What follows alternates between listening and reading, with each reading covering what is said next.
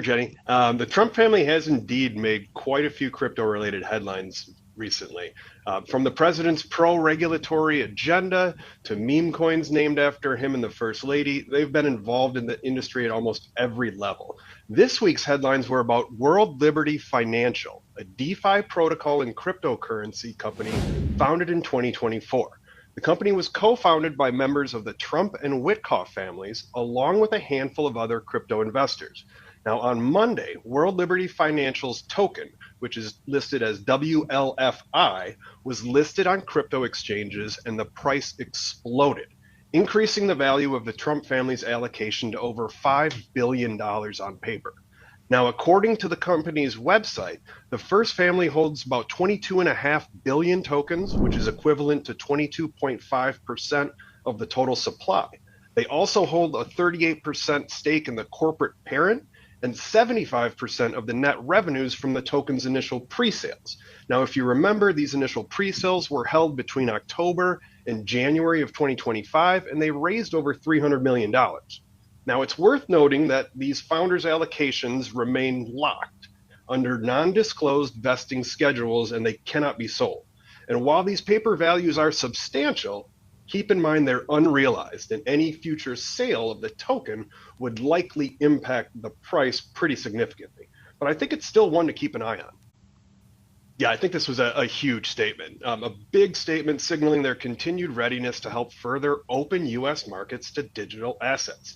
Just yesterday, two of the top regulators told federally registered exchange operators that listing certain spot crypto products is not prohibited. Now, while the certain spot crypto products was not defined, I'm sure we're going to get some guidance from that in the future. And this statement just signals that they're open for business. Come in, register now without the threat of any sort of potential enforcement action in the future, which was something that they had to be concerned about in the past.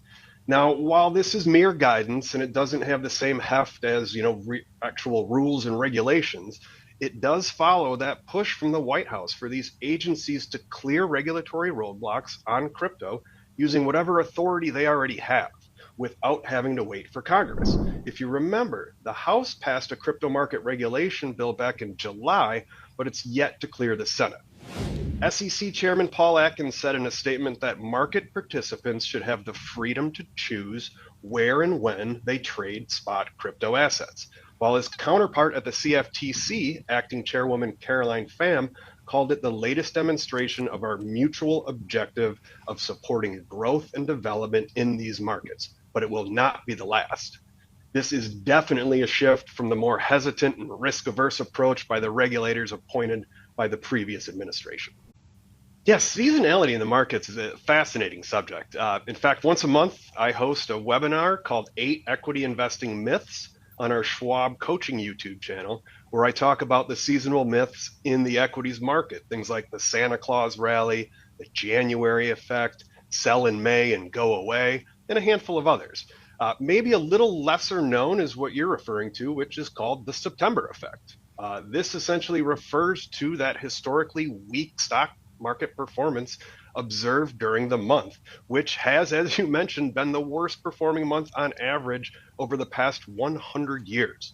Now, while we don't have anywhere near that sort of history for Bitcoin like we do for the stock market, we do have a decade plus of results which have shown that since 2013, Bitcoin has delivered an average September return of negative 3.5%, closing lower in 8 out of the past 12 September months. That's per data from CoinGlass. Now, the question is, what'll happen in 2025? Well, the behavioral theories that support the September effect for equities should mostly hold true for Bitcoin. And these are things like people as well as funds are essentially locking in gains at this time, or maybe starting to harvest losses for end-of-year tax purposes. We've also got individual investors who may be liquidating positions to offset upcoming schooling costs. And then there's market psychology here at play. People expect this to happen, so maybe it's essentially a self-fulfilling prophecy. The momentum that Bitcoin had at the beginning of this summer seems to have faded a bit as the calendar turns to fall. Bitcoin dropped 6.5% in August, ending a 4-month winning streak.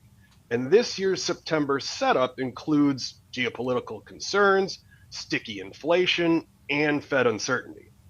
But whatever happens in September, let's keep our mind on October because it's right around the corner and it is the best month for Bitcoin.